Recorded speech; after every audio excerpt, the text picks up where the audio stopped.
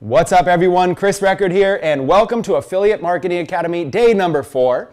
And we're kind of coming in the final turn here of this week. We still have one day to go. And I love this. I love that we get together every single day, 5 days a week, and we get to share about how to make money online through a variety of different techniques and different strategies. I just love this type of a venue. I wish that I had something like this when I first got started. So let me kind of give you a big picture of what we're going to cover today. And then what I'll do is I'll just start diving into it, and we'll just make today packed with value. So first things first, you'll notice that I started doodling all over the whiteboard, right? Got all these look like Post-it notes. I don't know what this looks like, a book or a journal. This looks like a road to money. So I guess what I'm going to teach you is how to put Post-it notes in a journal and make money from it, right? That's kind of what it looks like. I'll work on my art skills, but I did put a dollar sign so you get the idea, right? You get it. So I'm going to kind of go over this process here. These little squares represent content. And I try to build it like you got a little army of little soldiers out there. Every piece of content that you create is like a little soldier on a battlefield going to battle for you, right? You're like the general of an army, and you're creating all these little soldiers, and they're going to work for you. Some of them are short-lived, and they're going to go in and they're going to go fight for you. Some of them are long game soldiers where they're going to be building and fortifying and building and strengthening and fortifying. Some of them you'll see results a lot longer. Some of them you'll see results immediately. Unfortunately, some of these soldiers won't get any results at all. So you create this level, and if you don't like the analogy of soldiers, if you're not much into that kind of analogy, you could replace it with anything. But ideally, you want to create a whole bunch of little individual pieces of content to put out there all over the internet, and each one of these soldiers is out working for you, even while you're sleeping. Even while you're sleeping, you got people out there building up your business. All of this content needs to drive people to a funnel. So this right here was just a quick representation of a funnel. I drew it up like it was a lead capture page, like a name, email, submit. What you're essentially doing is these soldiers out there fighting. They're attracting in people who want to opt in exchange for a gift, right? They want to trade their information, their name and their email, in exchange for something. So what's going to happen is that name and email is going to come to you, and now you have that name and email for life until that person unsubscribes. So until they unsubscribe, or until you remove them from the list, or they remove themselves from the list. I do both, by the way. Just on a quick tangent, I love when people unsubscribe. That's the best. Spam complaints are the worst. You would much rather them just unsubscribe. But also, periodically, like every 6 months, go through and like anybody who didn't open an email in the last 6 months, you should just manually remove them. If they're not opening your emails, you could just manually remove them. That way you're just kind of constantly pruning, like if you're like gardening or whatever, you want to be able to prune, right? You're kind of pruning your list. You're kind of removing people. So essentially, all these little soldiers, your little content pieces are out there driving traffic into either a lead capture page or a sales funnel. In our case, what's really good with our system is you don't need a lead capture page. When they join the internet income system, they automatically are going to be captured as a lead on your list. You can set that up where it's just all done automatically. You don't have to do anything. That's the best way. You don't even have to do anything up front. We got the free bonus. We got the lead. We got the whole entire system set up for you. But you could always have your own. You could always create a free PDF or create a lead magnet. Create something, give it away for free in exchange for an email. Okay, so all these soldiers are battling. They're going out there, they're attracting people in, and this list is growing. This represents your email list, your funnel. Now that they're on the list, now what you're doing is you're just doing value, value, value, pitch. Value, value, value, pitch. And you're just sort of doing this forever. That just sort of goes on until eternity. This is the most simplistic way to explain how I've made millions of dollars online. And today what I want to do is I want to do two things. One is I want to try to break things down and make things super, super simple. Because I can't imagine that everybody here is just going to instantly follow everything that I say and go have massive success. Some of you just need to be broken down very, very simple. So today is going to be very beginner friendly, very, very simple. The other thing I'm going to do is I'm going to log in to several websites. I don't know. We'll see how much website go. I'm going to share my screen, and I'm just going to go log in, and I'm going to take you on a journey of different offers that I've driven traffic to, show you the conversion rates, show you the money, show you the receipts. I guess another thing that I kind of always liked when people did, whenever I was learning from a mentor, like at a mastermind or something, I always loved when they were willing to actually show, like, Like I loved when people to log into their ads accounts and actually show me their ads. Here's the ad I did. Let me log in. Let me show you. Here's the audience I chose. Here's how much money I spent. Here's how much money I made. I'm the personality that I always loved when people showed me some type of result, some actual figures, because there's theory and then there's practice, right? Going out and actually doing it. I think both are important. I personally like living in theory, but that's also because my natural habits is I'm a doer. I take action. So I don't really need somebody to try to motivate me to take action. If I could just learn what to do and I could get good ideas, I'm the kind of person that could go figure it out. Other people would like somebody else to figure it out for them and just tell them what to do. So that's kind of what I'm gonna do. We're gonna kind of go through this journey. What I've mostly done in my career is create content, capture leads, and convert sales. Right? Traffic, leads, and sales. This is essentially has been my model for the past, at the very least, the past decade has been almost exclusively this. Now, the things I promote, the only real difference between me and you is that some of the things that I promote have been my own offers. I elevated to a high enough level where I could actually create my own offers. So instead of like just selling somebody else's course, I can create my own course because now I have a value in the marketplace. I've got a track record, I've got some experience, I've gotten some results, so I can package that information into my own course and I can sell it. So instead of earning like a 40% commission or a 50% commission, I can earn 100% commission selling my own stuff. That's sort of like as you go from beginner to intermediate to pro, I think that that's something that really everybody should consider. So essentially the context of today's training is I don't really know what each and every single one of your individual goals are. Some of you might just want to make a couple $100 a month. Some of you might want to make a full-time income as an affiliate marketer. Maybe $20,000 a month would be what I would consider a full-time income. That's in fact, I would suggest whatever you think your full-time income number is, I would probably suggest raising it. Because, and this is a side note, it's a tangent, but this is another valuable piece of information for everybody.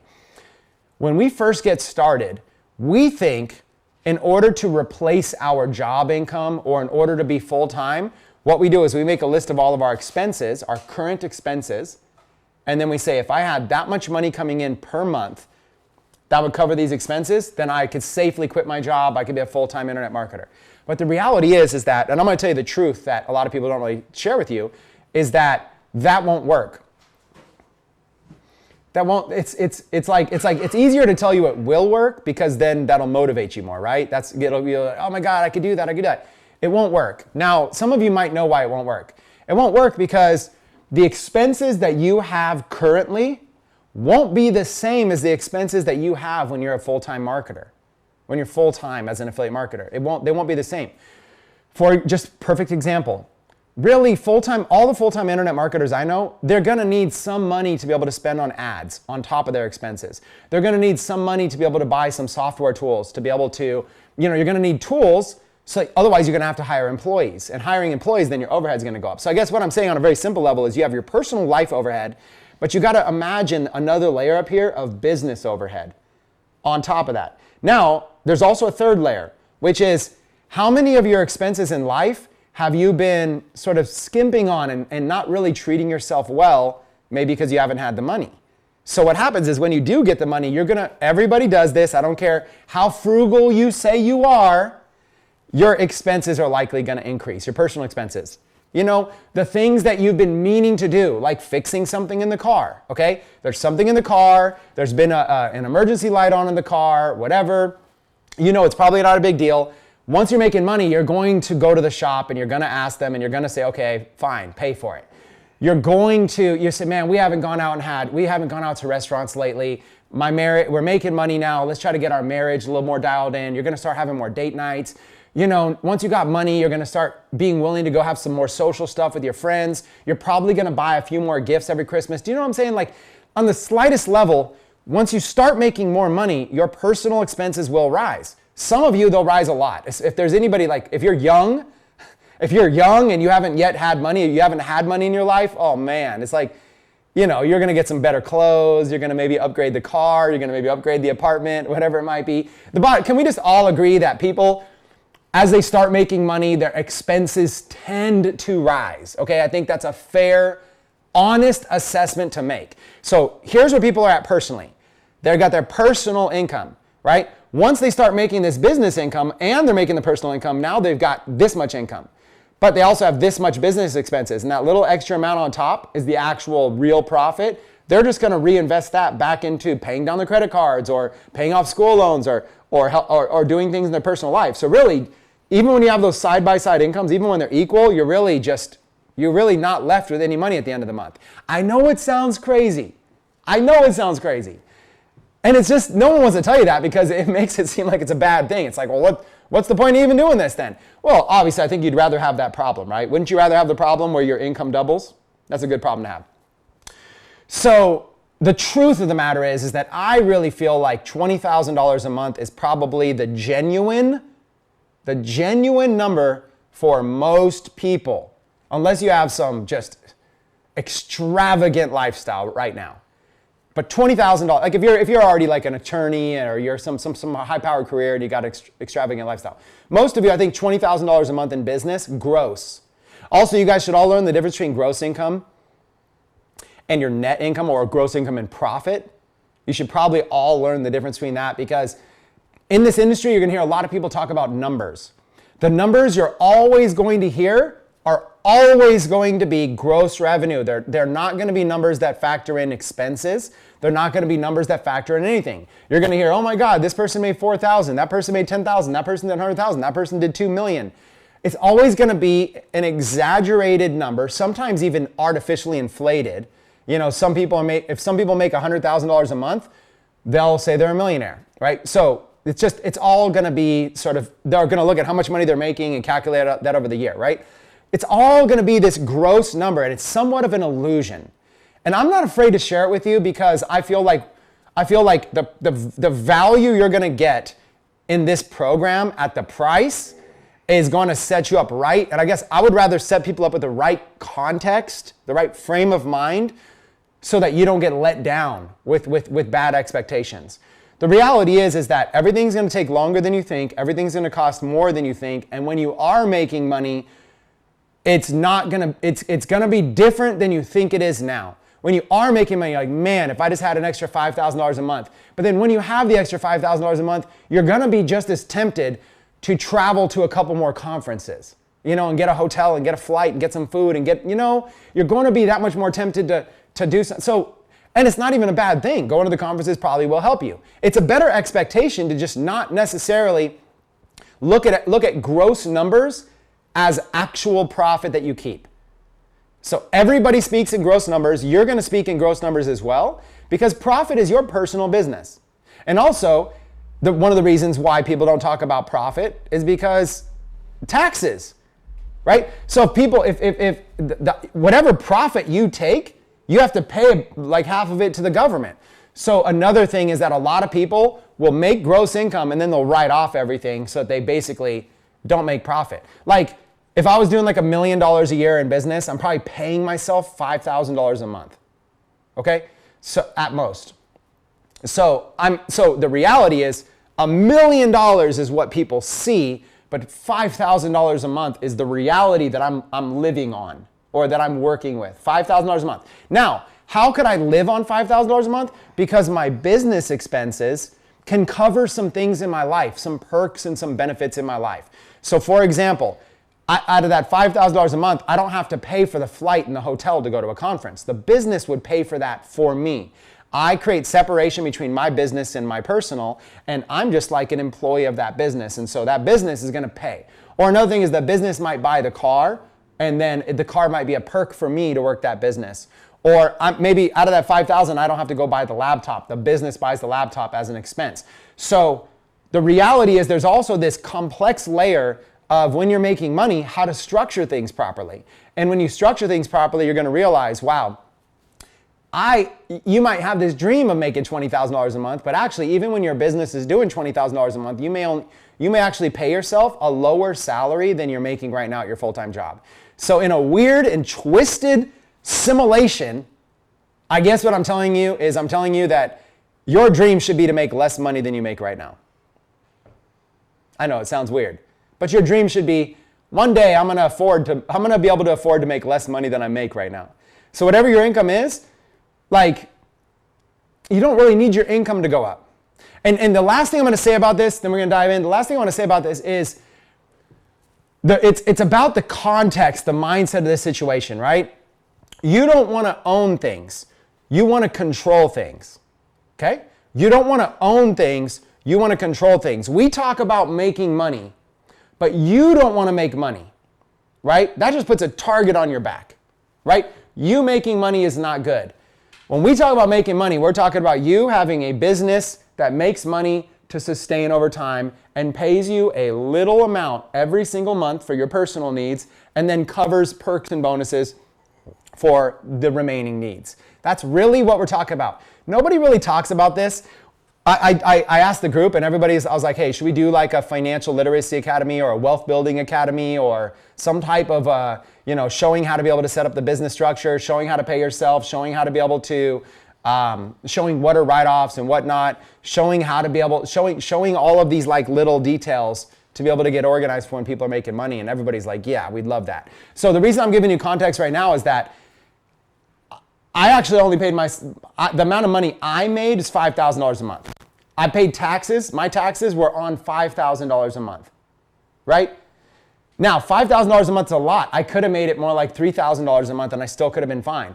So you can live the lifestyle you're living right now on $40,000 a year from your business. Because you have to take into consideration that some of the things you're doing in your life right now are the business should be paying for, not you. And so the amount of money you personally need should go down while the amount of money the business needs should go up. And then everything should be about this business making money and then just paying you as little as possible because you don't want to own anything. You want to control things. You don't need to own a jet, but you want to fly on a jet. You don't need to own a car, but you want to drive the car. You don't need to go buy an office, but you want to have an office. You want to be able to use the things around you, even all the business tools, right? You don't want to be a subscriber of these business tools. You just want to be able to log in and have access to use them when you need to use them. They should be your businesses. So in the coming weeks, that was a big tangent, but I want to make sure everybody's got the context because I'm going to talk a lot about making money. You got to understand everything is gross figures. It's not actual profit. And the amount of money that affiliates should be paying themselves if you're running a good business is a standard normal wage, a normal realistic wage for what is expected in your industry. And you've got to learn to have separation from that income. So when you see, wow, this business is doing $100,000 or $1 million, that's never to look at it as your money. You are just $3,000, $4,000 a month, $5,000 a month.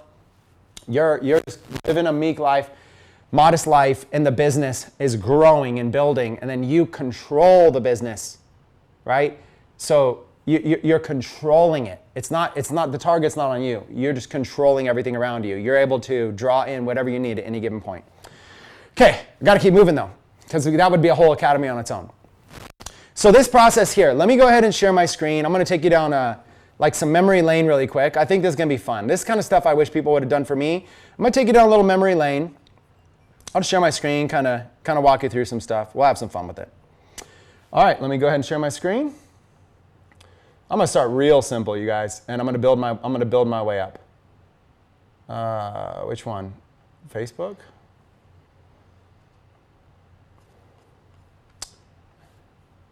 Mike, can you give me a thumbs up on Facebook?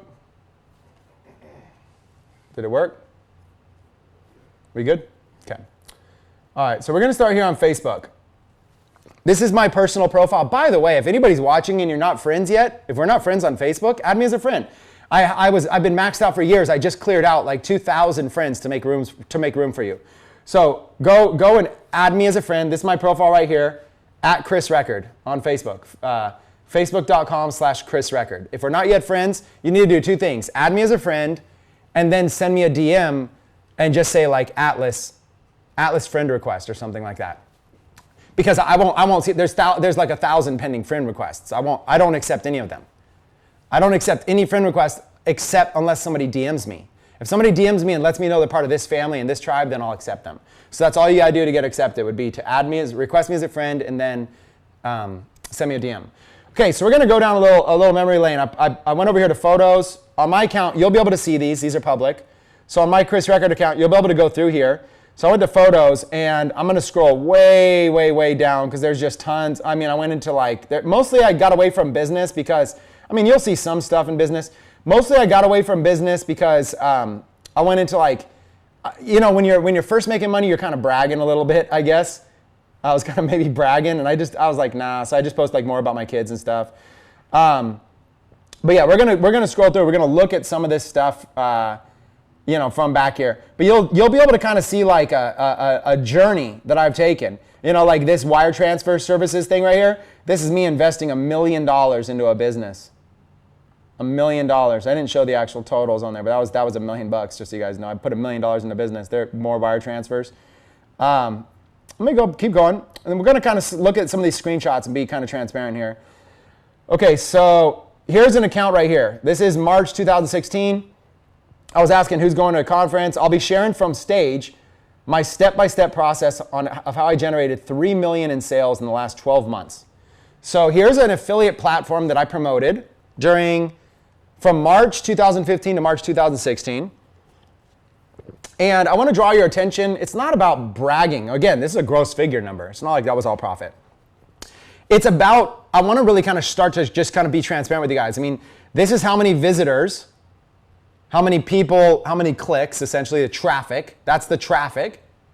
And then this is how many sales. 15,000 units sold. This is the conversion rate. That's how many of the visitors purchase something. This is the amount per visitor. So for every click that I sent, I'm making an average of almost $5. $5 per click. This is powerful. This is the amount per sale on average, and this is the total amount that was paid to me. Now, out of this, obviously, there's expenses, right? Affiliates, some of the sales from affiliates, there's a team, I got paid customer support, stuff like that. There's always, it's never really that number. But I'm gonna keep going. I'm gonna show you guys a whole bunch of stuff right now. I'm gonna keep going. So, because there's a lot of different screenshots. That was just an example. I'm just kind of rolling through and just kind of grabbing some at random right now.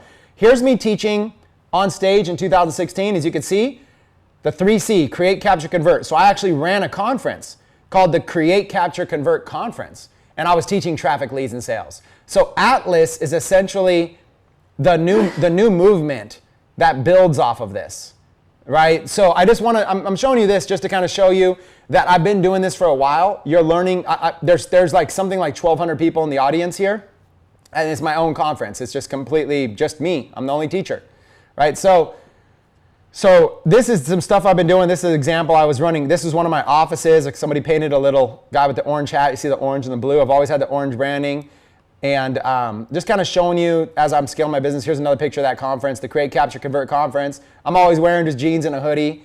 I used to wear suits for most of my life, and I kind of got away from that. I was like, I don't really like suits. So yeah, you can see all these different conferences. By the way, for those of you guys that know Michael Crouch, I mean, here's Michael Crouch, 2016, on a panel speaking. I thought that's pretty cool. Let's keep going past, got the kids stuff. Okay, let's look at some of these promos. So here's another one. So here's an affiliate offer that I needed to drive traffic, leads, and sales to. So here's the stats. I ran a 24-hour promo. So this just was from start to finish inside of one day. I did 115,000 in sales. I actually put the profit, which nobody puts. So see, I could have just put 115,000 in sales, but I actually put and highlighted the profit. 54,000 in actual profit. $114 gross EPC. Now gross is the same thing, right? That's not the amount I kept, but EPC stands for earnings per click. So every single click that I sent to this sales page, every single person I got to click the affiliate link, I made an average 114. Now I want to be clear, that doesn't mean that I got paid $114 per click. That means when it's all said and done, that was what the average click made. So obviously I wasn't getting paid per click, I was getting paid per sale. But these are the numbers. This is for Wilco. Yeah, some people asked in the comments. So $57 affiliate EPC. Now that's my actual take home. So see, back then I always kind of wanted people to share some real numbers, right? So $57 EPC. And that's earnings per click affiliate, because I was only getting paid like 50%. Do you see what I'm saying? That's exactly 50%. So my commissions were 50%. Same with like up here, right? Like my commissions are 50%. So, and then only one refund. So that was pretty good. Anyways, this is an example. This is me practicing what I preach. I want you guys to know this. We're going to kind of keep going through. Let's see what this one is. Ecom Premier Academy 3-day launch. Okay, so here's a 3-day launch I did. So I won all the contests. I won the pre-launch. So they were giving away a daily prize Tuesday, Wednesday, Thursday, and before. They gave away a daily prize to everybody who out of all the affiliates, to try to motivate like a little battle. So these are called affiliate contests. I won them all. 5,000, 3,000, 3,000, 1,500, 7,000. Maybe this one was like, maybe I got like second place or something, I guess. 19,500 just in extra contest cash. Now, FE commissions, this stands for front end commissions. These are the money that I make on the front end. That's the main product people are buying, is the front end of the funnel. OTO, this means one-time offer. That means after they bought the product, they went to a thank you page, and on the thank you page it says, we'll make you a special offer right now, a one-time only price on another product, on an upgrade. And then I also made, some of the people bought that. Now this should have been higher, but I guess the offer wasn't really that good, but still some extra money. Total commissions, 82,291. Total gross sales. So this gross is the actual number. That's the amount of money that I sold for this offer in 3 days. I was able to drive $164,000 in sales in 3 days. I was able to make 82,000 of it, and then plus the contest cash, whatever. Team Shopify add-ons. I don't even know what this is, but I made some extra money. I guess I don't even remember what that's just kind of shows you. Anyways, it's another example, right? $180,000 in sales in 3 days, gross. Okay, let's keep going. Let's just keep looking at some of this stuff. 500 sales here, Team Shopify. So yeah, I even like made my own team, kind of like Team Atlas. I made my own team, Team Shopify, promoting that. And there I just kind of shared a few percentages. This is just another look at it. This one right here, 1,700 clicks, 1,800 clicks basically, 914 visitors, 315 sales, 34% conversion, estimated $51 per visitor for a total right there. So I kind of like, JVZoo was a network that I used to promote a lot on. I did like 5 million, I think, altogether. This is kind of what my daily snapshots were looking like back then. So these are, the left side is people buying my products, right here, and me paying out other affiliates their commission. So these are people buying my products, and the right side is me selling other people's products. So I had so much going on. I was driving so much traffic at the time, and we're going to get into some of the traffic strategies in a minute. I'm going to kind of break down the story of how I did this, but I just kind of thought it would be cool to kind of share some of this. Like, again, it's not bragging. It's just this is the stuff I wish people would share. It's like actual real results, right? So this was a daily snapshot. This was all in a day. What did it say? 100,000 in gross sales in the past 2 days, okay? And I said, of course, only half of that is my commissions, and this obviously takes hard work. But, so over here on the left, like 6,800 in revenue. Oh, I got it, that's 2 days. Sorry, that's not all one day, that's today's and yesterday's. That's why it was 2 days. So, in this example here, $6,000 in sales of people buying my product, and I paid out $500 basically, which means I was driving most of the sales myself. And then over here, yesterday, 7,300 I paid out. So I'm paying out about 10% commissions, but that's because I'm just driving most of the sales myself. And then today's affiliate snapshot, $27,000 in sales. I made $13,000, so I'm basically promoting other people's products. Yesterday's $72,000, and I made $36,000. So I'm promoting other people's products and getting money coming in. So the green is how much money that hit my PayPal account that day. And back then, I think it was either PayPal and Stripe. Actually, it might have been Stripe at that point. So these are my daily commissions, right? So today. So it would be 6,000 plus 13,000. So that'd be like 20,000 that day, and the day before it would be like 40,000 or something. So it just kind of shows you a snapshot. That's 2015. And at some point, I just stopped sharing this stuff because I kind of felt like I've bypassed this. I don't need to brag about money anymore. And I felt like it wasn't worth showing. Thanks, JVZoo. I stumbled across your network last year as a part-time source of affiliate marketing. Look at this. Look at this. This is me in your shoes. Like, thanks, Chris Record. I stumbled across Atlas Academy last year as a part-time revenue source. I want you to think about yourself like that. So a year later, hey, I just stumbled across this. And I just crossed $2 million mark as a seller, 1.7 million, which came this year alone. I'm looking to ramp that up to 5 million soon. So I just think this is cool. Looking at the stats, right? I drove 422,000 visitors. That's traffic. So this right here, the visitors is traffic.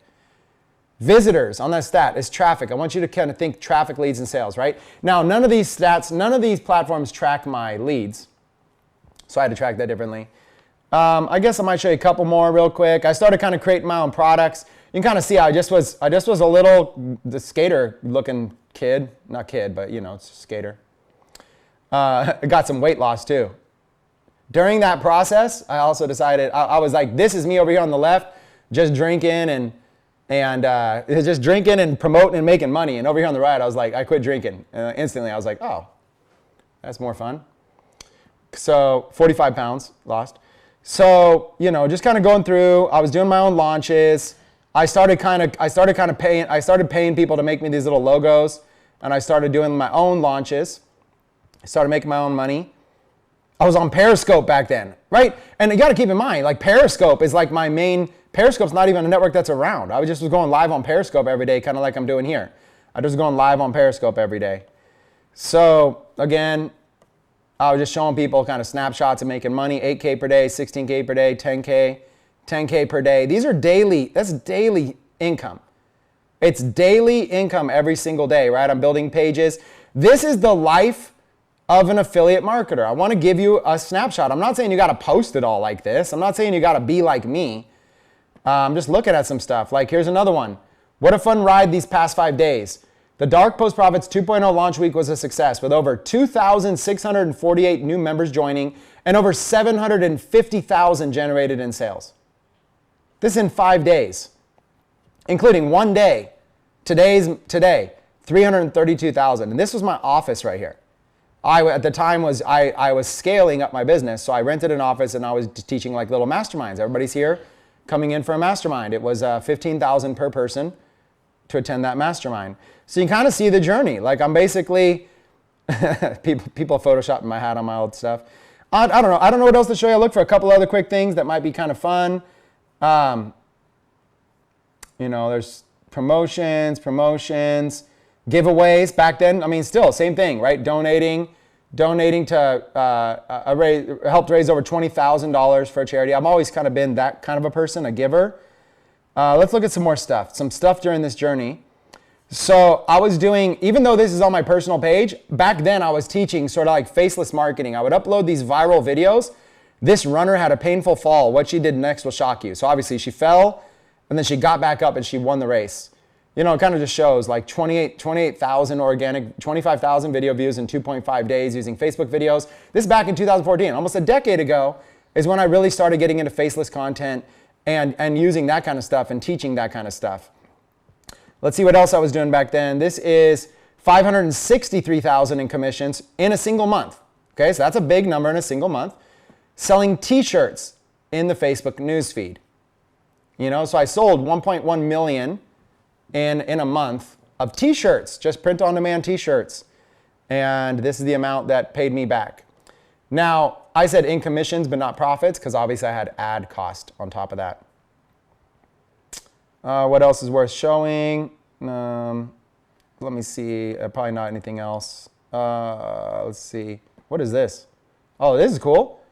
Beast mode traffic this month on one of my sites. So also I was blogging. I was running blogs back then, and you look at the stats on my blogs as well. This is where I was building a list. I wasn't selling anything from the blog, but I was getting people to opt in, and then when they opted in, I was selling them different opportunities.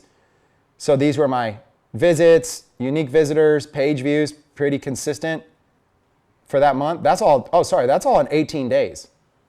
That's the traffic in 18 days right there. That's pretty good. That's pretty good traffic. Yeah, you guys, I was doing everything because I was a savage. I don't even know what all this stuff is. Selling t-shirts again, selling courses and babies, previous marriage, stuff like that. Here's another screenshot of traffic. Look at the traffic just taking off on that. That's a 1 year graph right there. Look at it, I just got it to the point of taking off. This is the long game. right? It just got up so much. This is kind of what happens. Like eventually, it just kind of like explodes. But it was good the whole time. Yeah, that's enough, I think, for now. I think now I'm getting back too far where I just post like motivational quotes and stuff like that. So I'll come back and I'll share more. Let's log into one of these old networks. JVZoo. Is it gonna let me? It's been years. Yeah, it's just gonna let me log in. Okay, hold on. This site has changed. I don't use them anymore. We're gonna do this in real time right now. I must have logged me in. I must have gone in recently and done something. Hold on, you guys. I'll figure out what I need to do here. It's just a new layout. Oh, it's got to be right here. Today, all time. It's got to be here. Okay, here we go. So this is a look at just like all these different products I was promoting and the traffic and the leads and the sales. So this is me promoting a lot of things. So these are all old. Like a lot of these things are closed down, void, closed. But these are like, I would look up these people that I thought were like all big affiliates and I would just promote all their stuff. And I would just sign up for all these offers and I'd promote their stuff. And then over here on the right is how much money I'd make, right? Yeah, this is how much money I'd make over here. So it's 431,000 right there, just promoting these other people's accounts. So I would do these promotions. Usually the promotions would last 1 week and then that's it. So pretty much none of these lasted more than a week. Maybe some of them 24 hours, 72 hours. And obviously it's not all on JVZoo. This is just the products that were just listed on this one network. So again, traffic, leads, sales. It doesn't show leads because you got to capture your own leads when you're promoting stuff. But this just kind of gives you, I think this is kind of cool. It kind of gives you a snapshot of looking at some stuff. Let's do this. Let me talk a little bit more. Let me stop sharing my screen. And let's just go, hold on one second. Dun, dun, dun. It doesn't want to let me stop sharing. Of course, it does. It's you guys. It doesn't want to stop. It doesn't want to stop. Hold on, it's hiding. I hate when there's technical issues. It's a pet peeve of mine. Where is it hiding? All right, this is the first. I can't figure out how to stop sharing my screen. The little link is hiding somewhere. I can't find it. Let me put you guys back over here and see if that fixes it. Can't stop, won't stop. Yeah. Is it stop sharing? Yeah. Was it sharing the whole time though? What? No, you stopped it. Okay. Yeah, you did stop. Oh God, I was gonna say that if that whole time wasn't sharing, that would be embarrassing. Hey, can you guys give me a thumbs up if that worked out okay? If you guys were watching. Now, none of that is, by the way, none of this is to brag and boast at all. Like what do I get out of that? Like I get more, it's more harm than it is gain for me to be braggadocious. Okay, so you got to kind of understand. Like I moved away from that. I don't even post on social media anymore. If you go to my post right now, I post like once a year, like on my birthday. So if I really wanted to be like more narcissistic, you know, I would probably just like be posting. I would be talking about my life more often. I'm a lot more like I just enjoy being a little hermit and working with private communities. It's what I do. So, and I think if you guys got to know me, you know I'm not. You guys understand the context, right? It's not to be braggadocious. It's like I just put myself in the shoes of a new person and be like, okay, he's talking about traffic, leads, and sales. He's been doing it for a decade. He's done millions of dollars with this. I could spend another hour just logging into account after account after account after account. And I mean, we can log into Stripe accounts, but I mean, it should be evidenced, right? Like you guys saw, even just promoting IIS, 6 figures in the first week, right? So you guys should believe it. You shouldn't be like, oh, I'm skeptical. Is this guy really making money? You should believe it because I could just keep going. I could show more if it's needed. So why? Why do you need to know that? Because there's 2 things, right? First, you have to know that I've leveled up and I have the view from that. Let's say it's a staircase. I'm at a certain level in the staircase. There's people way up above me. I'm at a certain level and I've got the perspective. I knew how to get here. So I could just start downloading my brain over the next several weeks and just downloading whatever I know. Just treat it like a mastermind. Just treat it like everybody here gave me 10 grand. And this is my virtual mastermind, right? By the way, I've charged 10 grand for masterminds. I've had masterminds I charged 15 grand for, 20 grand for, 25 grand for, and 30 grand. The $30,000 mastermind did over $1 million in sales. So just so you know, over $1 million in sales generated to be part of a mastermind with me. So don't think that there aren't people out there that will pay that. So my idea here is like, how can I give you that level of treatment? How can I create a mastermind for you where I can just download my brain, take you through this journey, and try to help you up those stairs? Now, is there a specific step-by-step process? Absolutely not, because it's going to be a different journey for every single one of you. But if you can focus on the principles, if you could focus on the principles that got me there, the principles have been the same a decade ago as they are now, and a decade from now, they will be the same. So the practices have always changed. So the problem is if I teach you too many specific practices, too many specific techniques that work today, is that this training will become outdated in a few months. But if I can focus, like, what was I doing a decade ago that still works today? What can I teach you today that should still work a decade from now? Those are principles. Principles rarely change. Right? Like almost an entire society has to change. Okay, so let's get back into some more principle-based training. And let's go back into just a big brainstorm of what I was doing. Right? So essentially, again, you want to get traffic. I'm going to say it so many times over the next like 12 weeks. You want to get leads, and you want those leads turned into sales. Okay, so let's break down some concepts here at a high level that are really, really simple, right? So one of the first things you're going to need when it comes to traffic is you're going to need sources. But I'm gonna go ahead and put my sources so you guys don't get carried away and think you have to do exactly what I do. Because you don't. You can kind of have your own source of traffic. So what I'm going to do is I'm going to share with you over the last decade what have been my sources of traffic that have worked extremely well for me. However, if I was in your shoes, I might do some different ones. So I'll kind of write up my sources. We'll kind of go through, we'll talk about them so you can learn from them. But if I were to do one-on-one coaching with you guys, you're all going to have different sources, right? But I'm going to walk through a lot of my sources, okay? So obviously you saw I was doing millions of clicks. So one of my big sources was blogging and SEO. SEO stands for search engine optimization. That just means I got good at like learning how to like title my post in a way that it would be found in search engines. I got good at writing content in a way that it had keywords in it that were like made sense. And I got good at finding other sites that would link to me so that Google would say, hey, this is an authoritative site. And then and my site got millions of clicks. And so a lot of my traffic came from blogging and SEO, okay? Another one of my traffic sources that I did for 2 straight years that was incredible, made millions of dollars with, was YouTube. Now, you guys might have seen my music on YouTube, but my music really hasn't done anything with marketing. I haven't really made money from my music videos on YouTube. They don't really make money. The ads don't pay anything. I think like I got videos that do millions of views, and at most I've made like $2,000 per video with like Google AdSense.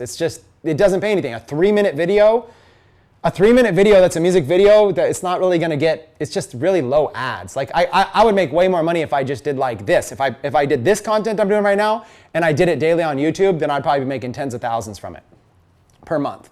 So music videos, don't even count that. That was more for like authority and branding, right? And for fun. And I'm more likely to make money by a client saying, I want something like that, and a client paying me, like as an agency. But for YouTube, it was really 2 categories that really worked well for me. One was tutorials. And the other thing I did was vlogs, but however, the only vlogs that actually made me any money were tutorials. So an example is like, I was like, what's up record breakers? It's Chris Record here. Welcome to day number 4. I'm gonna take you through my life. I do a vlog like that. It's like doesn't really make me any money, don't really do anything. But then I do another vlog where I just set the camera up on a tripod and go, welcome back to Chris Record Vlogs. It's day number 37. Today we're gonna talk about Shopify. I'm gonna walk you through my entire process step by step on how I'm making money with Shopify. And then those videos, oh my God, they blow up and they make money.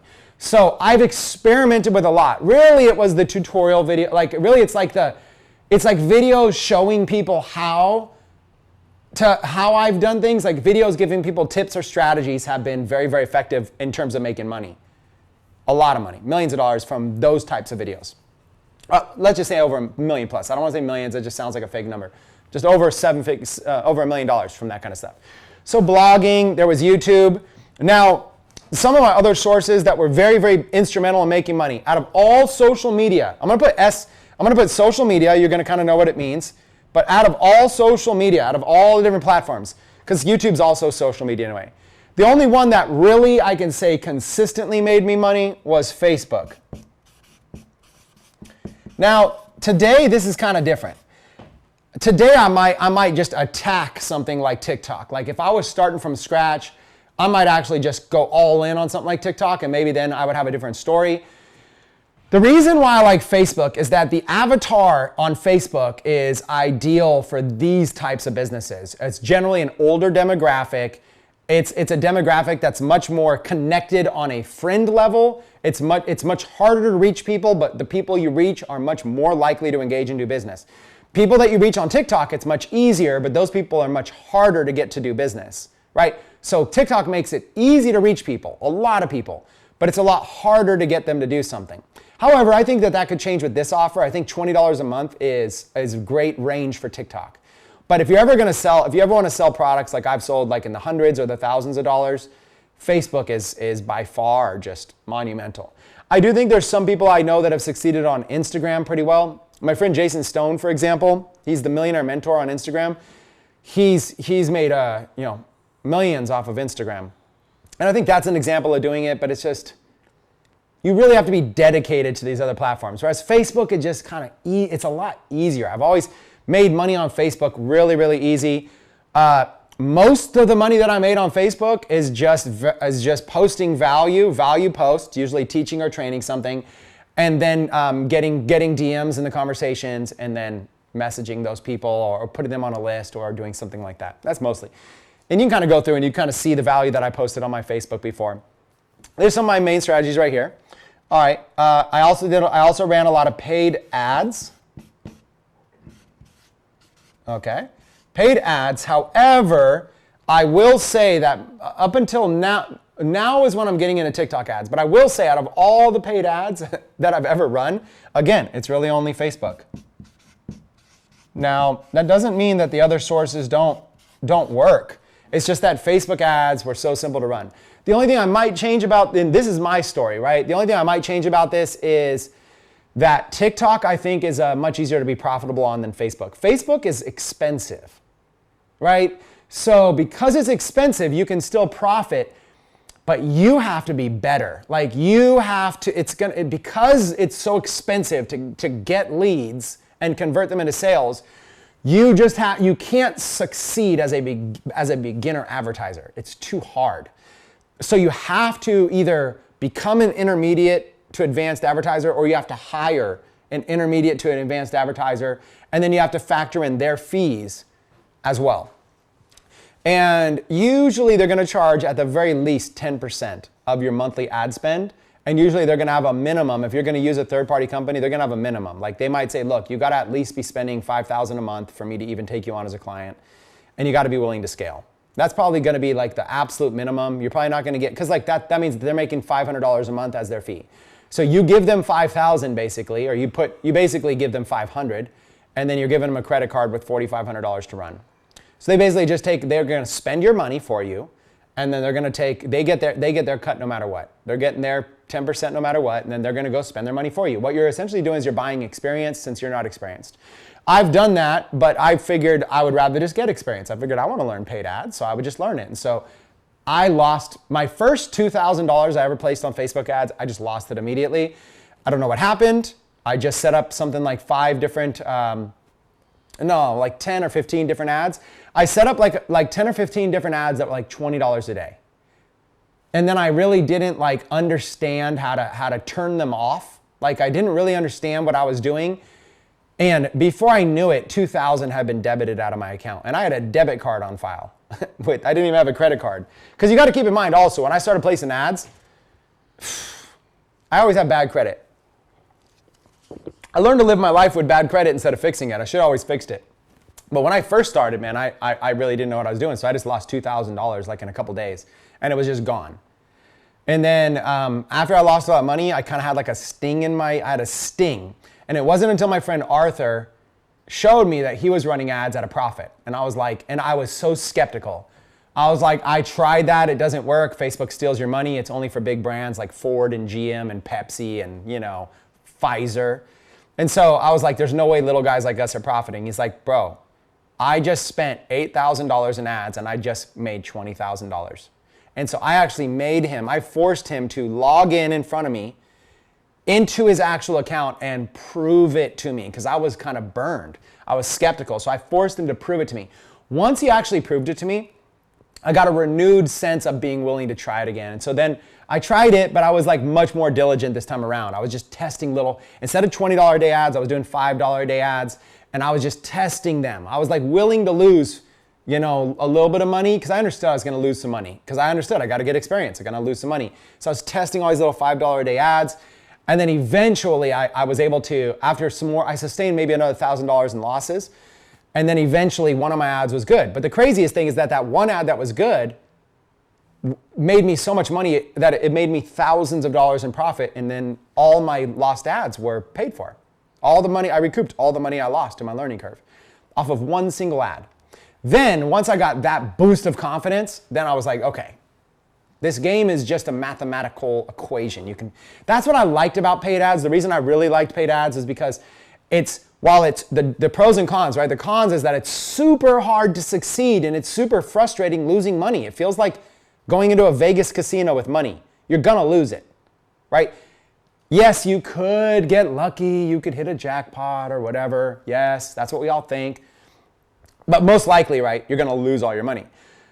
So that's what paid advertising felt like. It felt like legalized gambling, right? So I would go in there and I would just be losing my money. But what I liked about it is that unlike the casino where the odds are always in the house's favor, like over here, you can get better with skill and you could actually get better and you can get profitable. So I really started running paid ads as well. Now, I want to put that a lot of these sources, I was not driving these directly to affiliate offers, right? So I want to be clear about something so it makes more sense. Let me do it like this. I'll put a line here, and we'll put over here email. Okay, so let's do it like this. I'm gonna do one more source down here. So this would be like, this would be like blog leads. This over here would be YouTube leads, Facebook leads. This is important, you guys. I'm speaking simple, but it's very, very important to understand why I did it like this. And we'll do paid ad leads. And then I'll put down one more, which is one that I know a lot of people struggle with because there's a bad stigma to it. But I'm going to put down here warm market. And then over here I'll put friend leads.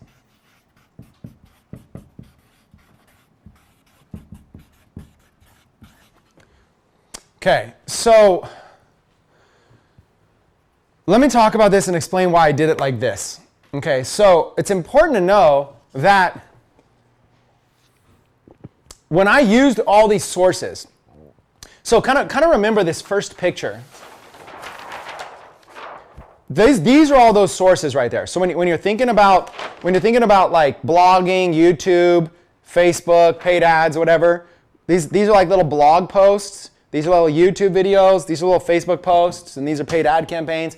They all are these little things. These are all my little soldiers. Every little ad I place is a little soldier. Every blog post I write is a little soldier. Now that soldier may go and just die a quick death.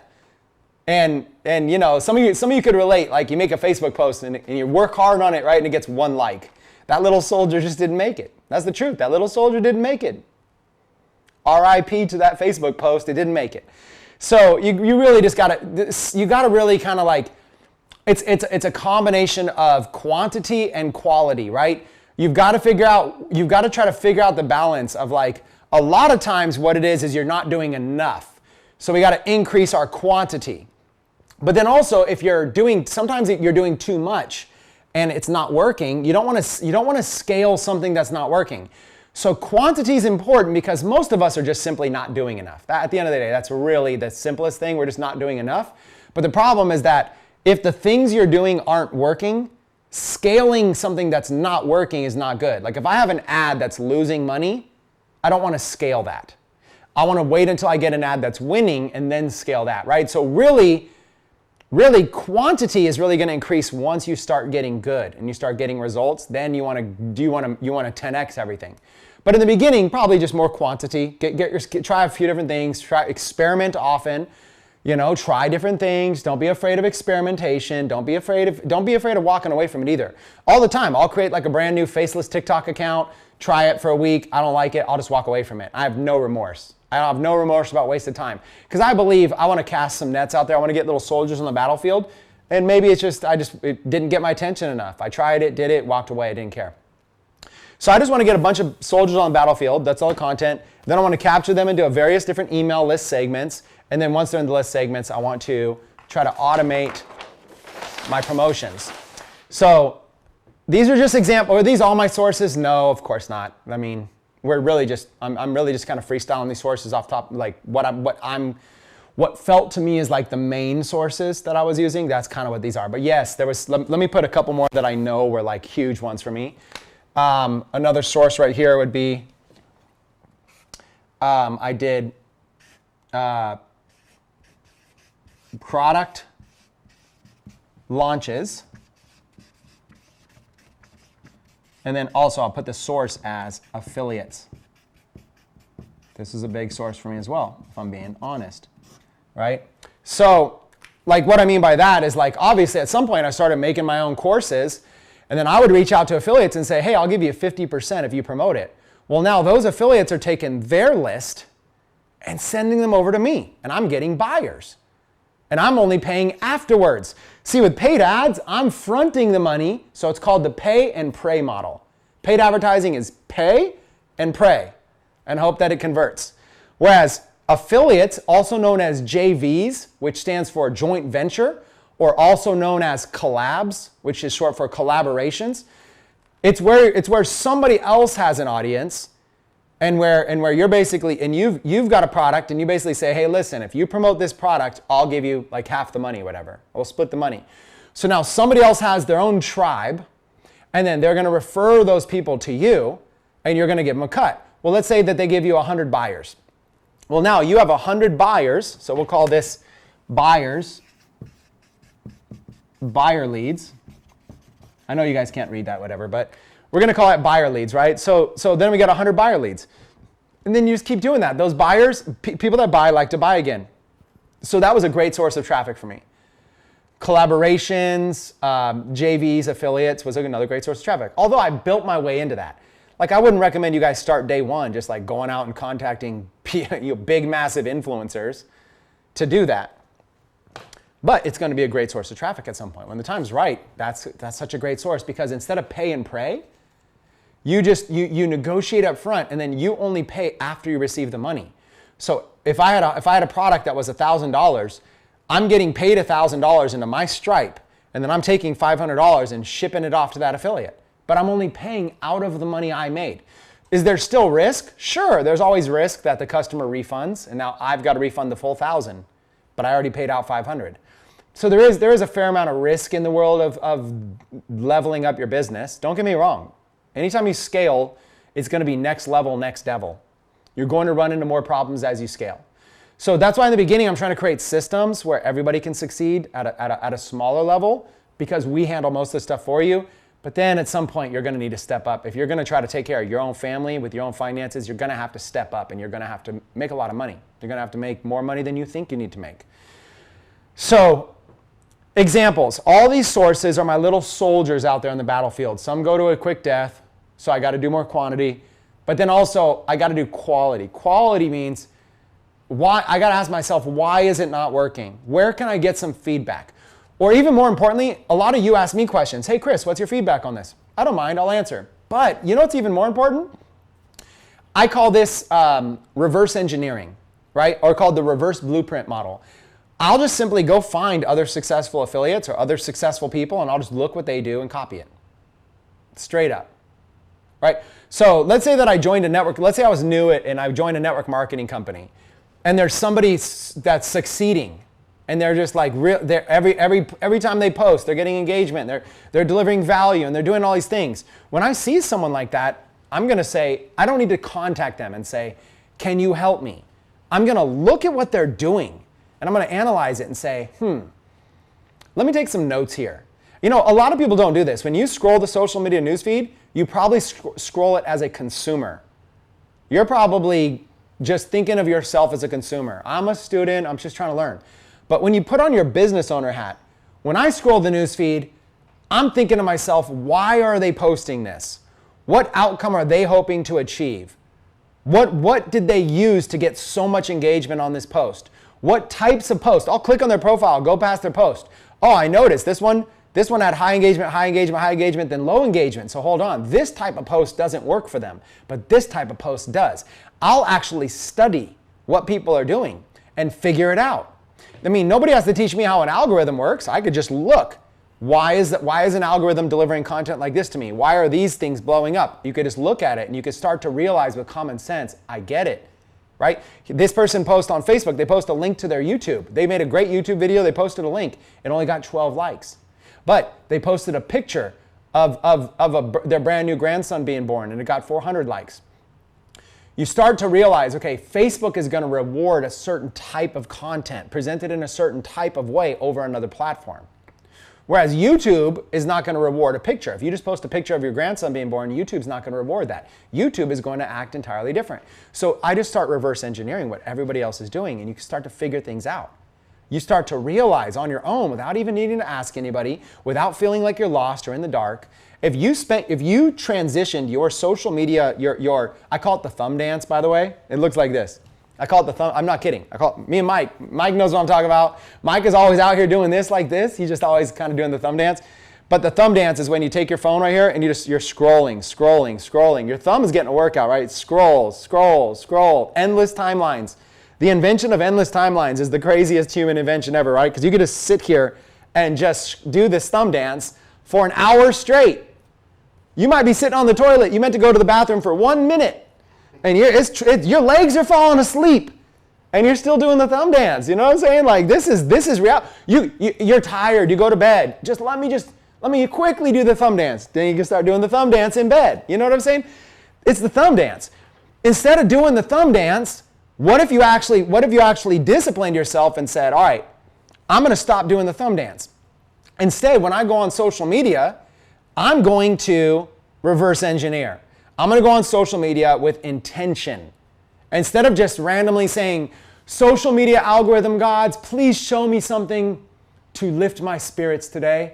Then go back to the thumb dance. Instead of doing that, why don't you be intentional? Why don't you actually choose who you follow, study those people, study their content, try to figure out what's in their head. Try to figure out why they do what they do. Because you can learn more from something like that than from a class. Because what people teach and what people do are often different. Because when people teach, they're just teaching something that they think people want to know. When they do, now they're in their own mind. They're like, okay, I'm going to do this because I think this way. It's not the same way they teach. You can learn a lot more. And so all of these sources right here, essentially they're all going to their own email list segments. So what I'll do is I'll go to an email provider. Now, when I first got started, my first provider that I used was Aweber. It was a company called Aweber. I don't know why. It was around, and some other, I was reverse engineering, and some other successful people said it had really high deliverability rates, meaning that Aweber would deliver the emails really, really well. So I thought, it's cheap, it's affordable, why not? So I started with Aweber. My first list building experience was just dumb. Okay, I was generating leads from blogs. That's really where all my leads were coming from, were blogs, blog posts. And I was just telling them to subscribe, and then I was essentially just sending them every time I wrote a new blog post, I would just email out the list that I wrote a new blog post. It's the stupidest way to make money, I'm telling you right now.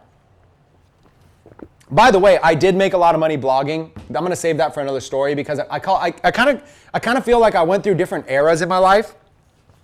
But there was one era, I'll give you the quick version, we'll maybe tell it at another time.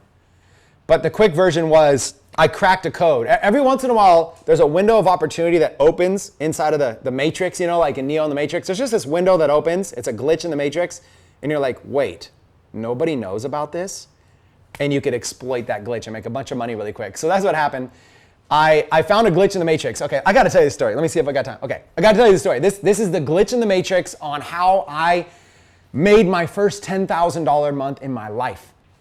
Okay, so I'm living in a 250 square foot studio. I can't even afford a laptop. I don't even have a computer. I'm broke. I'm catching a bus. I have no car. Okay, you got to imagine, young kid. And I am just literally just broke, struggling. Here was my diet at the time. I would walk from the house about a mile to a coffee shop, okay? The coffee shop would sell what's called a fast cup of coffee for $1. So you get a fast cup, meaning they pour it out they just pour it out the thing. Then they had the slow drip and they had the fast cup. Fast cup for $1. But they would give you a free refill on the fast cup back then. So I would pound down that cup of coffee and then I'll get my free refill, put the lid on, dose it up with sugar back then, you know what I'm saying, for the energy. And then what I would do is I would just drink coffee all day long while catching buses, and then I would work at the public library, and then eventually I figured I could use computers at the junior college for free, even though I wasn't a student. And then what I would do is I'd just work all day long on computers trying to figure out how to make money online, okay? Then I would catch 3 buses back home to this 250 square foot studio with plants growing through the windows. And then I would eat top ramen at night. So what I would do is I'd make like 3 packs of top ramen. If I had a little spare change or whatever, then I would get some cheese. You throw some cheese up in that, put the sauce on, and you got just this big, massive dish, big, huge bowl of 3 packs of top ramen with seasoning and cheese. And that would just, I would like basically barely even finish it. And that was my diet for like a year.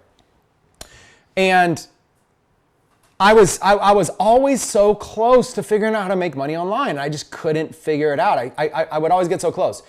But at the time, there was one loophole that was exploited. And this, I guess the moral of this story is that if you just learn these skills, there will be moments in time in your career, and I could share with you several of them, where a fast trend will emerge, and you'll already have the knowledge to be able to jump on it very, very quickly and make money. So for me, it was, I was just getting into blogging, and there was this third-party blog service. Oh my God, I'm gonna search to see if it's still around. It's no way. This is like 20 years ago. I swear, this was like 20 years ago, by the way. I'm gonna see really quick if it's still around. Nope. Dang. Nah. I was hoping it was still around. It was a company called Blogware. I can't find it. It was a company called Blogware, and here's what it was. It was a site where you could pay like a monthly fee for like $10 a month, and you could have a blog. So your site would be like, I don't know, like chris.blogware.com or something. I can't remember exactly what it was. Something like that. It was called Blogware or Blog Harbor, maybe. Let me search up Blog Harbor. It's still around. No. Oh, okay, hold on. I'm going to share my screen really quick. Look at this. You guys want to see how old I am? Some of you forget.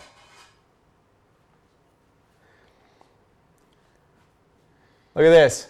Blog Harbor. This is the company that I exploited back then.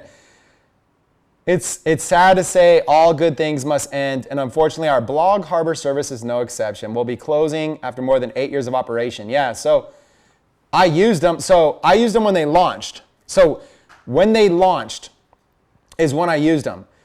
They were basically whatever. They were like before WordPress, I think, or something like that.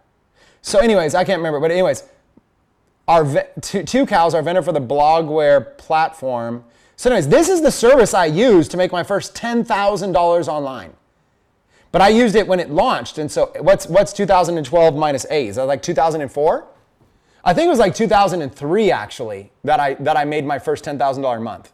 So I wanted to share this with you just for archival purposes, just so you guys know that I'm old. So, okay, so the bottom line is this service called Blogware and Blog Harbor, okay? You would sign up for a Blog Harbor blog, but watch this. These are the hacks you want to look for that make you money, and trust me, they're all over the place. Every time that you made a new post and hit publish on your own personal blog, on the Blogware website, they would have this little this list of recently updated blogs. So throughout their whole network, they were just trying to give some love to whoever recently updated their blog, right? So, and there was 10 blogs there. So I would make a blog post and then I would go to the Blogware site, and sure enough, my blog was number 1. And then after about 6-7 hours, it would move to like number 2 because somebody else would post one. It would move all the way down. After about 6 hours, 8 hours, it would be off the list. And it would be gone forever, right? So it was just 10 blogs right there. Now, that Blogware site had what was called a Google PageRank 8. Google had this ranking system back then, which was like the closer you were to 10 was like the perfect site. The higher that page rank was, there was this little green bar. You can get a little extension and you could see this little green bar. And it showed it was an 8 out of 10, which meant a link directly to your blog article from a site that is an 8 out of 10 was called a high authority link. And suddenly I was like, wait, if Google crawls that page at that exact time, they're going to see this powerful site is linking to my little blog, and it's on the same domain. So it's going to look good, right? They're linking to my baby little blog. And I started realizing, wait, that's free link popularity. It's free. All I got to do is stay on that list. And so you know what I did? I started writing blogs and scheduling them every 4 hours, every 4 hours, every 4 hours, every 4 hours a new blog post would go. Now, every time I ever went to the site and I hit refresh, my link, 1 or 2 of my sites was in the top 10, 24 hours a day. And I figured that out, right? And then I was like, I suddenly started getting ranking. And suddenly my blog is getting picked up and my articles are starting to show up in search engines. I would write an article and literally within 24 hours, I'd be in the top 10 in Google for it. And I started thinking, okay, let me actually try to write some articles about products. So I started a snowboarding blog. And this snowboarding blog was, I would do like snowboard, the best cheap, affordable snowboard boots for sale. That's like how bad my SEO was back then. Best, affordable, cheap, inexpensive snowboard boots, or it'd be like Burton snowboard gear, boots, and accessory reviews. I would just like stuff keywords in and then like put like reviews something. Then I'd write a little post and I would have Amazon would be the affiliate program I was promoting. And I was making money. These blog posts would get a ton of traffic. And then I would check my Amazon commissions and Amazon would only pay me like 5% of the sale. Or maybe 10% back then. So somebody would buy a Burton snowboard for $300 or whatever and I'd make like $30. Okay? But I had so much traffic because of this loophole that I made around $110,000 from Amazon as an affiliate that year. But that wasn't the real breakthrough. The real breakthrough was at the same time Google launched a new program. So you got to imagine this is like 2003 to 2004. Google had this new program called Google AdSense.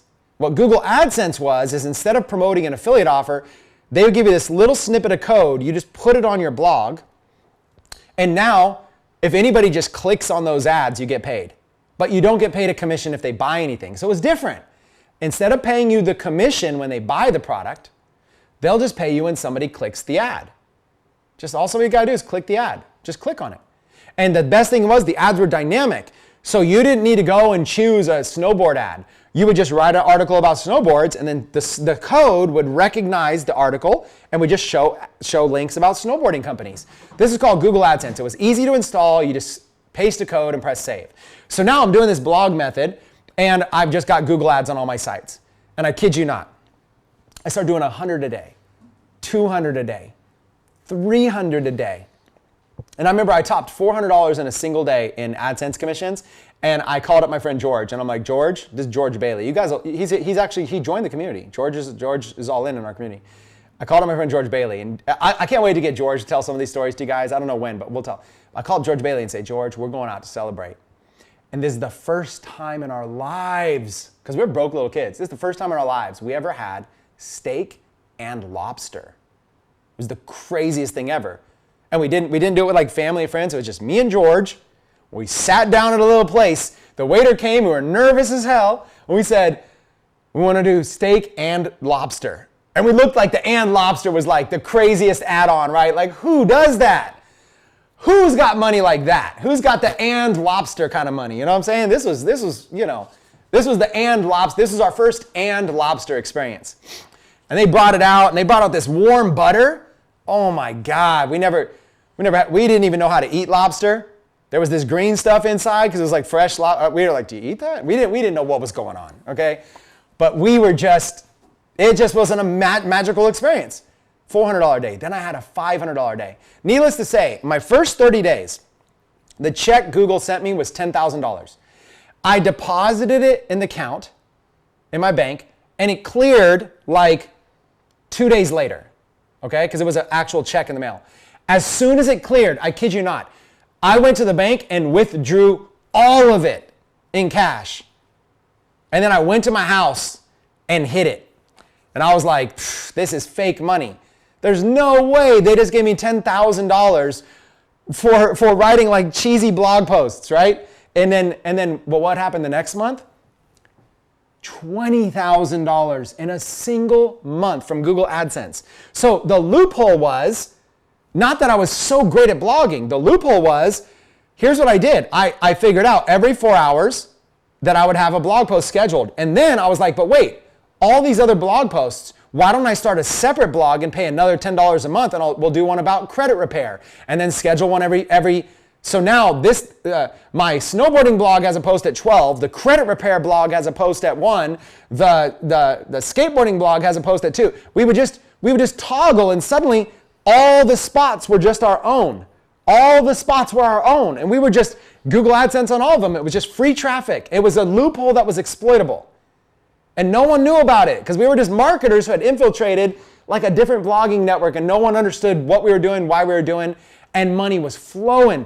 George Bailey was a milkman making like $13 an hour, thinking that was the career. Like it was like a good job for $13 an hour.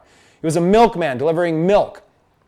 And I got him to quit his job and fire up an old dinosaur laptop. It took 5 minutes to load. And his first month, he made $5,000 following this strategy. That's how good the loophole was. I could take a milkman with no computer experience, 5 minutes on a dinosaur laptop, made $5,000 his first month. So when these I wanted to share the story because when these loopholes are open, it's huge. So I got my start blogging. I got my start doing SEO.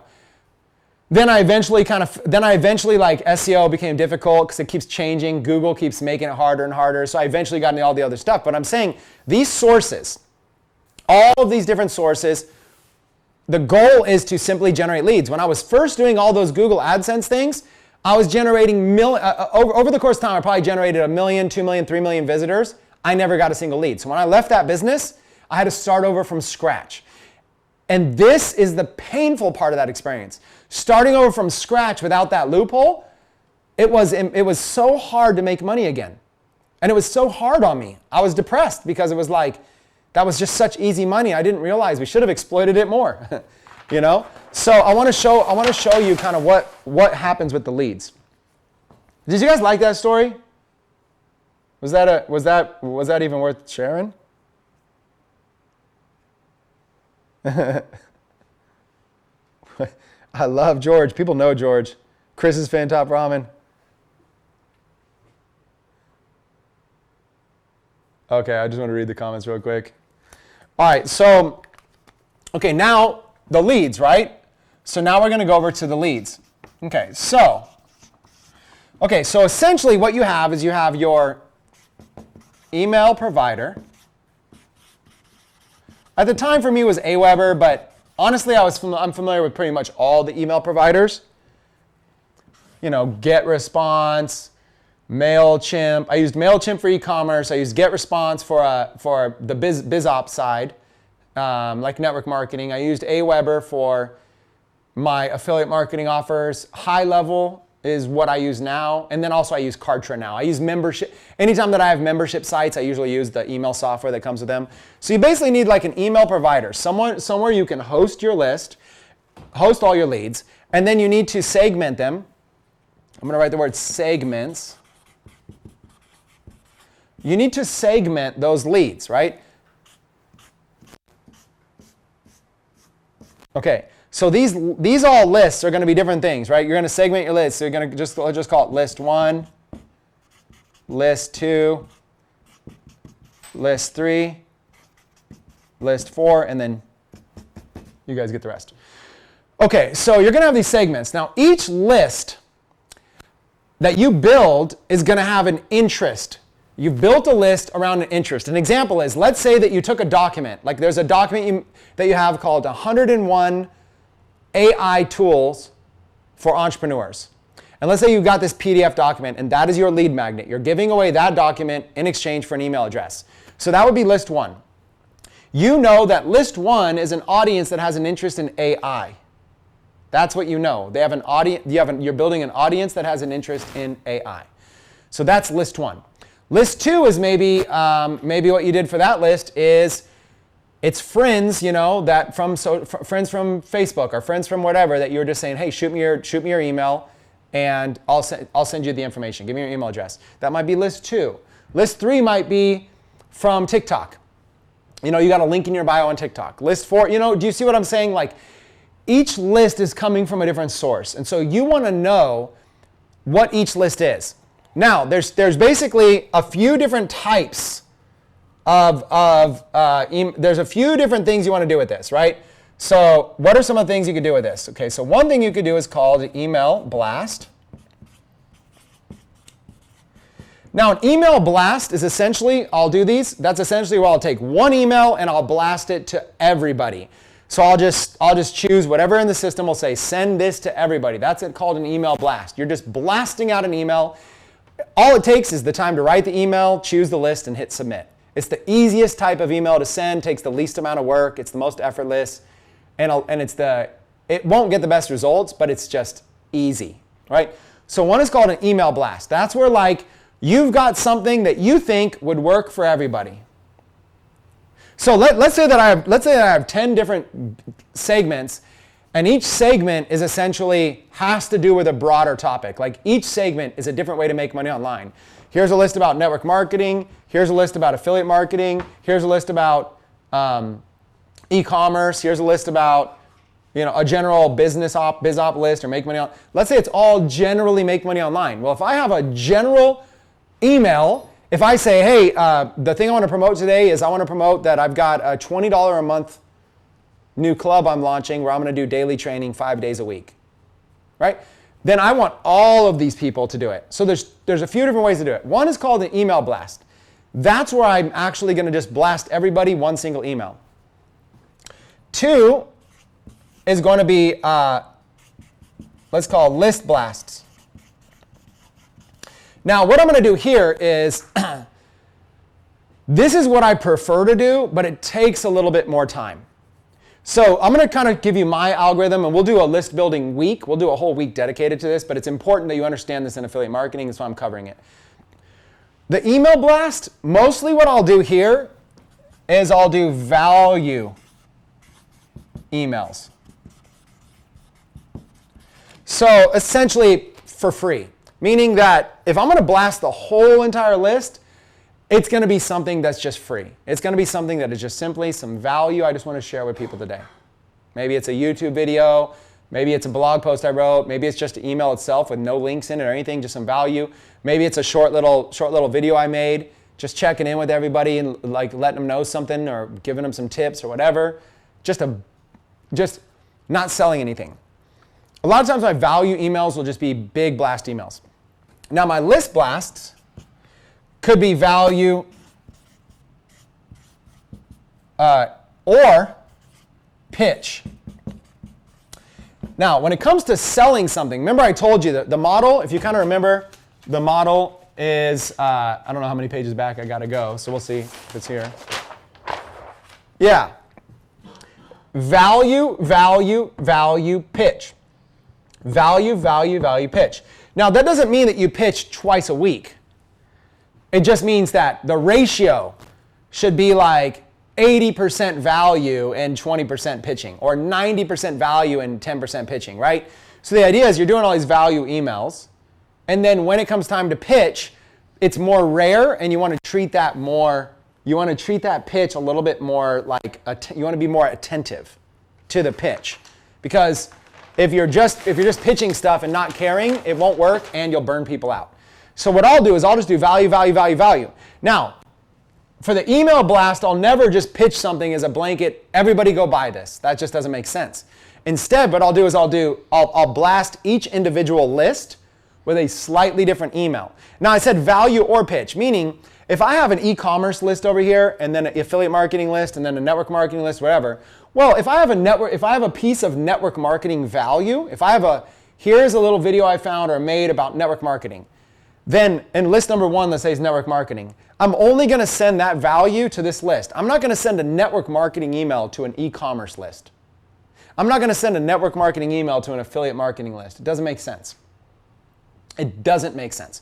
So email blast to everybody has to be something generic, right? You're going to drive all that. You're going to create all the content. You're going to drive traffic. You're going to build a list. You're going to segment your list and try to organize it by topic. And you're going to create individual little value bombs for those. You don't even have to create them. I'm going to show you tools. When we get into list building week, I'm going to show you tools. I'll just quickly share my screen right now just to show you one. But I'm going to show you tools. We're going to get into it. Let me see really quick. Let me pull up a site and share it. I'm going to share tools like this. I got to move it over. All right. Where'd it go? I'm sorry, you guys. It went away. There it is. Okay. I'm gonna share tools like this, like print friendly. Okay. Convert anything to PDF, right? So when I'm talking about creating value, let's just do a Google search right here. Let's do TikTok ads. We'll just go here and we'll just like search TikTok ads, whatever. You can see I've already been clicking on these. Let's take this one. Okay, so here's an article, right, on TikTok ads. And so literally this print-friendly tool just allows you to be able to take, we'll teach more about how to do this stuff really easily. You just copy the URL, and then you can literally just paste it. And it's printing a page in the background. There you go. You just made a PDF. You've just made a shareable PDF. And you're like, well, what if I want to change something in here? You're going through, but I mean, look, this is actually all really good. But look, you just made a free PDF to give away. Just like that. And you might say, but it mentions, like this get started. Well, I don't want this. You just go like this and just click that. It's gone. That get started's gone. Right? So, want more, you're like, I don't want that there. There you go. You just take out anything you want. But look at how easy this was in just seconds. Right? Download our trends report. You're like, nah. There you go. And then you just save that as a PDF. Okay, so that's how easy it is to create content. I just wanted to show you so nobody here is tripping out. This is a lot easier than people think to be able to make money. All right, wait, hold on. Where did everybody go? Man, it's a struggle here on how to get you guys back up there. Sorry, lost you all again. There we are. Okay, so I like having you guys up there. It takes me a second. So the idea here is if I'm doing individual list blasts of value, it's not something that takes a long time. I can literally right now in 2 minutes go grab an article for each one of my lists and share that as today's value, right? I can create those as lead magnets. My point is I'm going to segment these lists and I'm going to create some value with them. But notice this word here, blasts. Why do I do this every day? Okay, notice this word blasts. List blasts, right? So what I'm going to do is I'm going to actually go and blast a pitch. Now, when it comes to blasting a pitch, I'm going to take an individual segment. Let's say this is a list of people that opted in for more information about, like, they want to learn about how to be a better network marketer. That was the lead magnet I drew them in on. I try to attract network marketers with a free offer to help them become a better network marketer, and I got them on my list. I've been providing them with value constantly finding good things of value, YouTube videos, PDFs, little bridge videos, video funnels, little things I could do. And now I've got them. Now it's time for me to try to sell something. So whatever offer I'm going to sell, what I'm going to do is I'm going to do bridge the offers. This is where bridge marketing comes in play. So what I'm going to do when it comes time to pitch something is I'm going to bridge it to that and bridge it here and bridge it here. I'm going to create a bridge. It's going to take just a few extra minutes to do this, but I'll craft up kind of like, okay, here's one main email that promotes this product. Let's say the product is high level. I want all these places to use high level. I got to think, why should a network marketer want to use high level? What are the benefits a network marketer will experience if they were to sign up for high level? And then what I'll do is I will then craft up an email that basically, not a super long one, but I'll craft up an email. I've been giving them value, so now it's time to test and see if they'll bite, right? I'm going to craft up an email that kind of explains from a network marketing perspective why high level is a good software. How can high level help you? And this is a 30-day trial. And then I'm going to go over here and go, okay, let me take affiliate marketers. As an affiliate marketer, how can high level help you? And then I'll go over here and go, okay, as a agency, these people interested in digital agency, how can high level help you? I'm going to go through and I'm going to basically use the same kind of framework. I'm probably going to copy the same email, but I'll write up like 3 little sentences that tailor it to each one of these lists.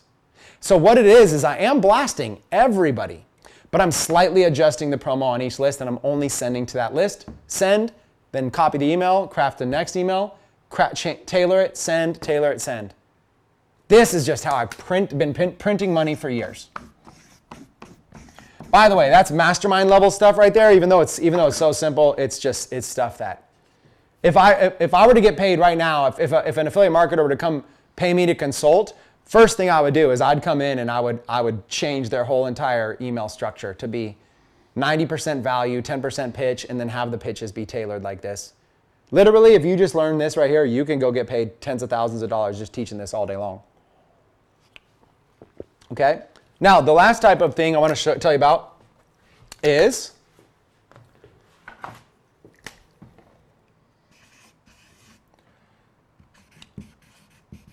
autoresponders. Autoresponder emails. Okay. Now, this is the last one I'm going to focus on for right now. And then we're kind of coming close to the wrap up. So, autoresponder emails is essentially it's how you're going to automate everything. So unless you like the idea of having a daily method of operation, where you like the idea of every day you like waking up and sending emails to your list. Because for a long time I did that and I actually really enjoyed it. I liked having it. It felt to me like sometimes I wasn't sure what I wanted to do every day. Like for business, I wasn't sure. Sometimes I felt confused. There was always so many things to do. I liked that I had one thing that I knew how to do. I knew I could do it well. So for a long time, I never used autoresponders because I actually just loved doing it and it kept me accountable. Yeah, I'd miss a day here and there because of life, but it's like at least now when I sit down on my computer, first thing I'm doing every single day is I'm crafting up an email and I'm gonna craft up different. I love the idea of go find some value, put it together, and send it to the list. Go find some value, put it together, send it to another list. Go find some value. I loved it. I would spend probably an hour. I learned how to get it down. I'd spend probably an hour a day doing that. And I loved it because it made my list hyper engaged and I knew I could make money from my list and it was worth it. Everything about it was worth it. Now, where that changed was, I can't remember the exact time it changed, but here's a story that I'll share about what really got me to think different about this. There was a time that I got sick. I remember that I was like, I barely get sick. I'll get sick like once every 4 years. But when I get sick, it's usually bad. But I'm one of those guys who just doesn't get sick. And I don't go see doctors, nothing like that. Like I'm much more of just like supernatural, just live life and what happens, happens. We're here, then we're gone. So I just like really just don't get sick. And I got really sick one week. But I missed all the emails that week. And then it was like kind of like missing the gym. It was like the next week I was back, but I really was like out of my routine. And so I was like, you know what? I'm going to do something different with my emails. I'm not sure what yet, but I'm going to think about what I'm going to do. But I feel like I'm going to do something different. And then another week went by with no emails. Then suddenly it was like, now it's like, well, what do I even say? It's been weeks since they've heard of me. Now I got to come up with this big apology email. And I started making it a big thing in my brain that it was this huge problem. Anyways, that whole month I sent like 2 emails. Or maybe no emails. I think I went like a whole month without sending a single email. And then when I finally sent this email, this like big apology email and all this kind of stuff, and it was like, then at some point I snapped out of it and I was like, what's going on? Like, why do I need to do this? And I could just email them. Like, why does it even matter? And I realized you get in your own mind. But the point of the story is that I got out of my rhythm. Once I got out of my rhythm, I realized, you know what would have been a lot better? Had I had autoresponder emails just going out that whole entire time. If I just could have had autoresponder emails going out that whole time, that would have been so much better. So then I started realizing, I started doing this method instead, and I'll draw it out. This will be the last thing I'm going to teach today. I'm going to teach you the method that I started doing, right? We'll teach this in a whole entire academy, by the way. So the first thing that I would do is I would find and create value. That's the very first thing that I would do. Find and create value. And then I would, I would basically write specific email to lists.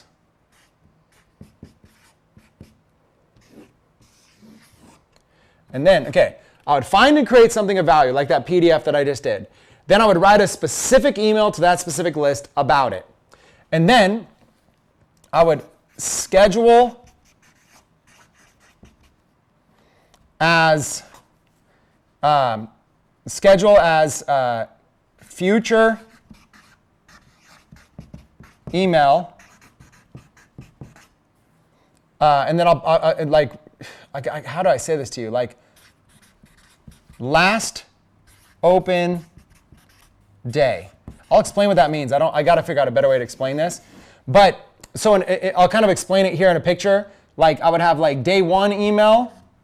I would have day 2 email, day 3 email, day 4 email, already written, right? Day 5 email, day 6 email, day 7 email. And then this email spot would be open. So I would have done this already 7 times. So rather than sending a blast, what I would do is I would write up the email and then I would put it in whatever the next available spot is. So I'd say, okay, this value that I just found, I'm going to put it here in day 8. So what this means now is whenever somebody joins that list in the future, they're going to receive these emails in this order, and that now becomes my day 8 email.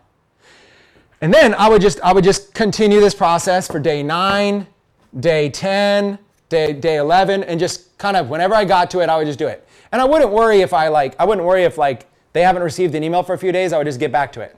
Then what I would do, alternatively, is I would find offers, find affiliate offers. Okay. And then what I would do here is I would create bridge email.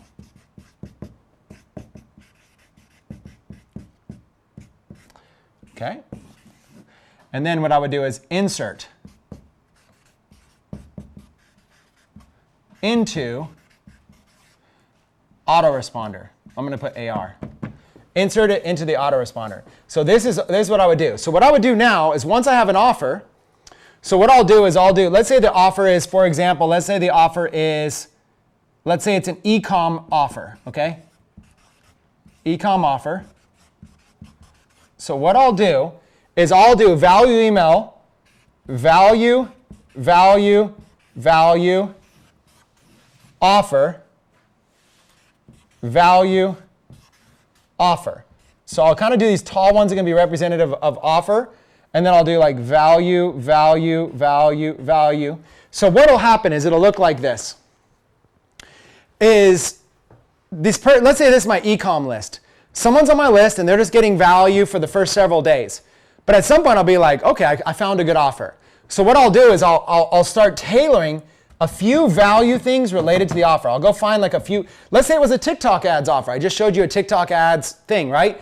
I'll start leaking a few value emails in the autoresponder, TikTok, TikTok, TikTok, and then I'll promote the TikTok offer in an email. Then I'll do another TikTok value one, then I'll promote something like that. And what happens is now when somebody joins my list, they're going to, on day 9, 10, and 11, they're going to start learning about TikTok ads. On day 12, they're going to buy something. So what I'll do is I'll just have this whole autoresponder, and then I'll just find times where I'll be like, okay, this whole week here, I'm talking about from right here to right here. You know, I'm talking about, let's say, I'm talking about Shopify, let's say. Then what I'm going to do is I'm going to insert right there. And when you put in the Shopify email as day 8, it just moves all those to day 9, 10, 11. This is called an autoresponder. This is the greatest thing that ever happened to me, because now all I do is I can craft up an email and just add it into the sequence. And then when I have an open Sunday, I'm watching football, I get to sit around, I can watch the football games, I can watch the teams that I like to root for, and I can just write up some emails, throw them in an autoresponder, and I got a whole 30 days covered. And I got offers that I get to squeeze in there, promoting anything, just making some money. And now affiliate commissions just start to roll on autopilot. So if you really figure this game out, and we're going to do a whole week dedicated to this, by the way, where we're going to actually set up lists, show you how to segment, show you how to send emails, show you how to copyright. We're going to show you titles, subject lines, all this stuff. When you figure this out, here's what happens. We're going to wrap up with this. You're going to create content out there. It's going to be your army. That army is going to drive traffic onto your list building program, right? Which we automatically set up for you. You're going to have all your lists segmented, right? And then what you're going to do is you're going to focus on finding and creating value for those lists. You're going to be doing two things at some point. At first, you're just driving traffic. But after a while, you're driving traffic and you're serving value to your followers. And when you learn how to do this with these modern day methods that are available, there's no reason why you can't build $10, $20, $30, $40, $50,000 a month and ongoing residual income. When you figure out the right traffic methods, when you figure out what's going to work for you, you got some that are short, some that are long, maybe you're running some paid ads at a profit or whatever it might be, that's going to be absolutely outrageous for you.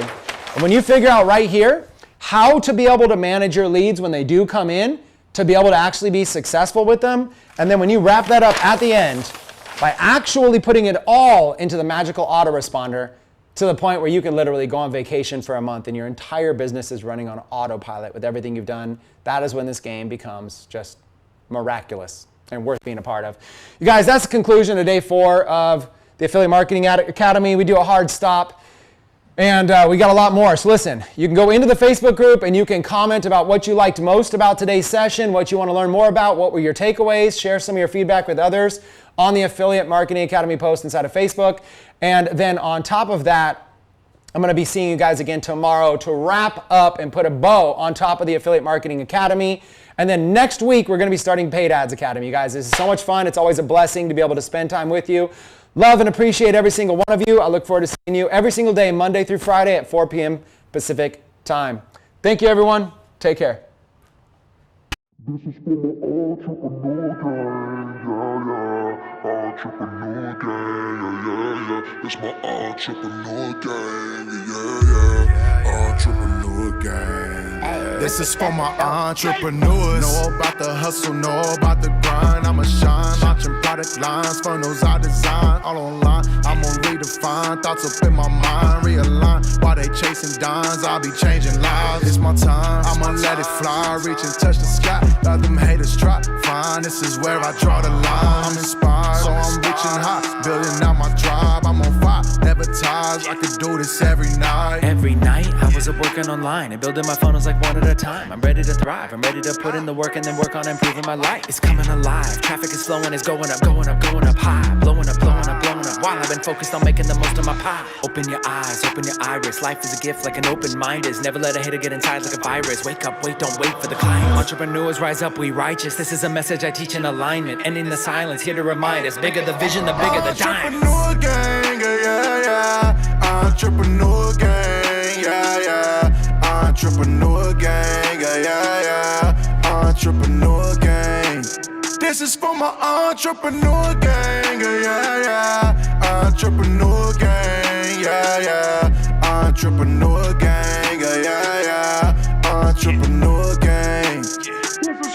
Entrepreneur gang, I'ma do my thing. While my friends was copping jewelry, I was learning typing on computer games. Screw the fame, I would rather do it just to move the change. Just do it, man. It's your chance to prove that you've been through the pain. Don't complain, don't be blaming haters, that just fuels the game. Use your brain, then refrain your pain and gain more wisdom, man. Motivate, I've been driving traffic like a motorcade. Renegade, buy domains and flip them quick, now let's get paid. Let's get paid, now you got a business, scale it with the quickness, make it rain. Money make money, money gotta maintain. Gotta get your money moving like a train. Gotta get your cash and incorporate. Make it last, you don't want it to evaporate. What I'm trying to say is you could be the bank. Get your money coming back like a boomerang. Look, now you are soaring and reaching for stars. You're building your team and your money is large. Starting your voyage, you're charting your course. You're hiring lawyers and opening stores. Straight from the source, you're summoned to force. You're crushing your goals with a hammer like force. It's time to get yours, it's time to go score. Living the life of an entrepreneur. Entrepreneur gang, yeah, yeah. Entrepreneur gang, yeah, yeah.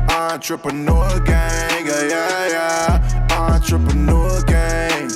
This is for my entrepreneur gang, yeah, yeah. Entrepreneur gang, yeah, yeah. Entrepreneur gang, yeah, yeah. Entrepreneur gang. This is for my entrepreneurs.